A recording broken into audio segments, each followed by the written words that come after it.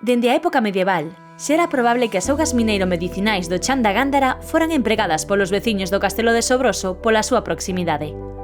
Os primeiros documentos escritos sobre as augas medicinais de Mondariz datan de 1772 e existen referencias anteriores. O descubrimento do manancial de Troncoso en 1862 aos pés do río Tea atribúeselle ao párroco Domingo Blanco Laxe. Con posterioridade, en 1872, Enrique Peinador Vela redescubre un manancial situado no chan da Gándara. No ano 1873, as augas minerais do balneario de Mondariz son declaradas de utilidade pública polo Estado, por iniciativa dos irmáns Peinador Vela, e comeza a historia dunha das vilas termais máis recoñecidas de Europa. O balneario de Mondariz viviu momentos de grande esplendor, recibindo a visita de personaxes ilustres como a raíña Isabel de Portugal, Emilia Pardo Bazán, John III Rockefeller, Isabel de Borbón Achata e Daniel Rodríguez Castelao.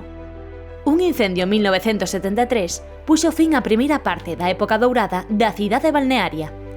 En 1994, recuperáronse os edificios do balneario de Mondariz, onde se instala o balneario tradicional, o Spa Palacio del Agua, un hotel distribuído en 3 edificios históricos e un centro de congresos, obras dos arquitectos Genaro de la Fuente e Antonio Palacios.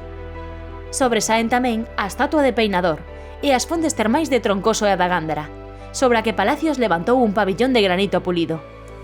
O balneario de Mondariz foi recoñecido por diferentes galardóns e premios como Premio Traveller Condé Nast e sendo considerado como o mellor balneario de Europa e un referente histórico.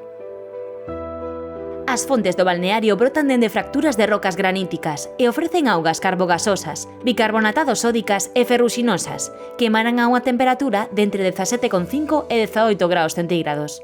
Pola súa composición, as súas indicacións terapéuticas son digestivas, dermatolóxicas e reumatolóxicas, entre outras.